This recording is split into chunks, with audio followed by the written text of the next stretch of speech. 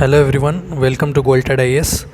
तो शुरू करते हैं आज का जो हमारा डेली क्विज है। तो इस वीडियो के डिस्क्रिप्शन में एक लिंक दिया हुआ है जिसको खोल के आप गोल्टेड आईएएस की हिंदी वेबसाइट से डेली क्विज रोज़ सॉल्व कर ले कीजिए।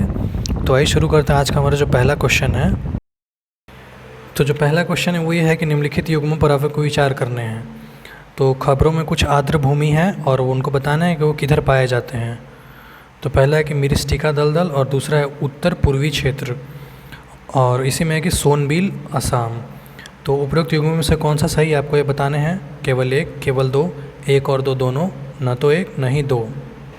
तो इसका अगर उत्तर आपको पता है तो कमेंट बॉक्स में कीजिए। तो इसका सही उत्तर जो है वो ऑप्शन बी है, यानी कि जो मिरिस्टिका दलदल है, न्यूज़ में भी है, आपने पढ़ा होगा कि ये जो है केरल के इस एरिया में पाए जाते हैं, यानी कि कोंकण तट में ये पाए जाते हैं। और सोनबील जो असम में बिल्कुल सही है। तो इसको देखते हैं। ये जो दोनों हैं आर्द्र भूमि यानी कि वेटलैंड्स बोलते हैं जिनको, ये दोनों न्यूज़ में हैं। तो मिरिस्टिका दलदल जो है, जो कि अभी कोंकण तट पर फैले हुए थे, अब एक तेज़ी से सिकुड़ते, खंडित और लुप्त प्राय पारिस्थितिकी तंत्र है, इकोसिस्टम है। जो दक्षिण केरल, कर्नाटक के उत्तर कन्नड़ जिले में और गोवा में पाए जाने वाले छोटे पैच तक ही सीमित हैं। और ये हाल ही में पश्चिम घाट में खोजे गए हैं। तो न्यूज़ में था कि द हिंदू से आर्टिकल है ये, myristica swamps exist as a small isolated packets.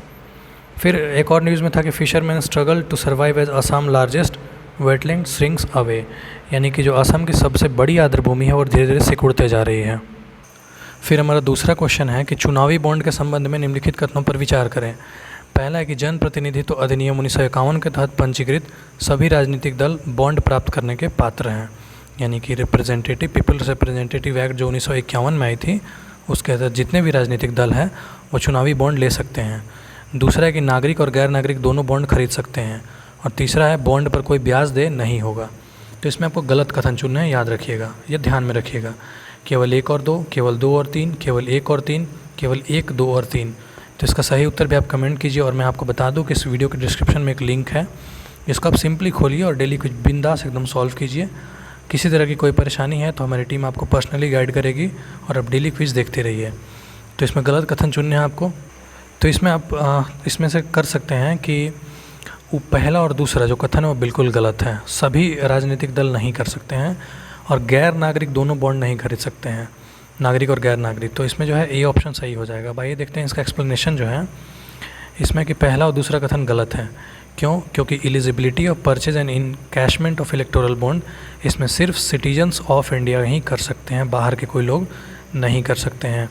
और इसमें एक तीसरा प्रावधान ये है कि only the political party registered under section 29A of the representation of people act 1951, यानी कि सिर्फ इसमें रजिस्टर्ड पार्टी ही करेगी, जो कि धारा 29A के तहत जनप्रतिनिधित्व अधिनियम 1951 के तहत उसमें रजिस्टर्ड होंगी। और साथ ही साथ उन्होंने लगभग 1% से, नॉट लेस देन 1%, 1% से कम वोट नहीं लाया हो जनरल इलेक्शन में, लोकसभा इलेक्शन में। ठीक है, तो वो जो है वो बॉन्ड रिसीव कर सकते हैं। ठीक, नेक्स्ट क्वेश्चन देखते हैं। इसी में एक चीज़ और है कि तीसरा कथन सही है, क्योंकि आपको पता होगा कि interest shall be payable on the bond, no interest shall be payable, मतलब कोई ब्याज इसमें देय नहीं होगा। और नेक्स्ट क्वेश्चन है इसमें पेमेंट्स इंफ्रास्ट्रक्चर डेवलपमेंट फंड का लक्ष्य क्या है, यानी कि payment infrastructure development fund PIDF का लक्ष्य क्या है, इसका एम क्या है। पहला कि आसान और पारदर्शी लेन देन के लिए किसानों की मदद करने के लिए APMC में बुनियादी ढांचे का विकास करना, APMC मार्केट। दूसरा है कि MSME को ऋण सुविधा प्रदान करने के लिए यदि वे बड़े सार्वजनिक उपक्रमों के समय पर भुगतान प्राप्त करने में सक्षम नहीं है। तीसरा है कि मात्स्यिकी क्षेत्र के लिए आसान भुगतान संरचना विकास करना।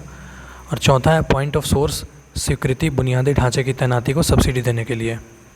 तो इसका सही उत्तर हो जाएगा ऑप्शन डी, यानी कि पॉइंट ऑफ सोर्स POS स्वीकृति बुनियादी ढांचे की तैनाती को सब्सिडी देने के लिए है ये। इसमें है कि POS स्वीकृति बुनियादी ढांचे की तैनाती को सब्सिडी देने के लिए RBI ने 5 जून 2020 को पेमेंट इंफ्रास्ट्रक्चर डेवलपमेंट फंड यानी कि PIDF बनाया। इस फंड का मुख्य जोर भारत के उत्तर पूर्वी हिस्सों के साथ Tier 3 से Tier 6 केंद्रों में बुनियादी ढांचे को बढ़ाना है। यहाँ पे आप देख सकते हैं न्यूज़ में 5 जून 2020 को।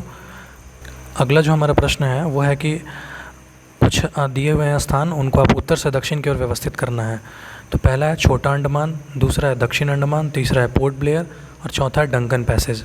इसमें आपको सीरीज सजाने हैं नॉर्थ से साउथ की ओर, 1342, 1432, 3124, 2341। अगर मुझे याद है ठीक से तो मैंने आपको एक क्वेश्चन पहले भी दिया हुआ है, तो आप ऐसे क्वेश्चन को आराम से कर सकते हैं।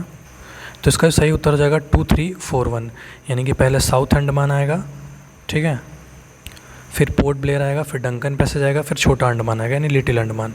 ये आप मैप स्क्रीनशॉट भी लेके देख सकते हैं या फिर गूगल करके भी देख सकते हैं। लास्ट जो क्वेश्चन है हमारा वो है पॉलिटी सेक्शन से। तो हम पॉलिटी से हमेशा एक क्वेश्चन पूछते हैं, तो क्योंकि पॉलिटी से एग्ज़ाम में भी क्वेश्चन पूछे जाते हैं, तो ये आपको लिए बहुत इंपॉर्टेंट है। तो इसमें निम्नलिखित कथनों पर विचार करना है आपको। पहला कथन है कि जब उपराष्ट्रपति राष्ट्रपति के रूप में कार्य करता है या राष्ट्रपति के कार्यों का निर्वहन करता है, तो वह राज्यों की परिषद के अध्यक्ष के कार्यालय के कर्तव्यों का पालन जारी रखता है। इसी में दूसरा है कि उपराष्ट्रपति के चुनाव से संबंधित या उसके संबंध में उत्पन्न होने वाले सभी संदेहों और विवादों के निर्णय सर्वोच्च न्यायालय द्वारा किया जाता है।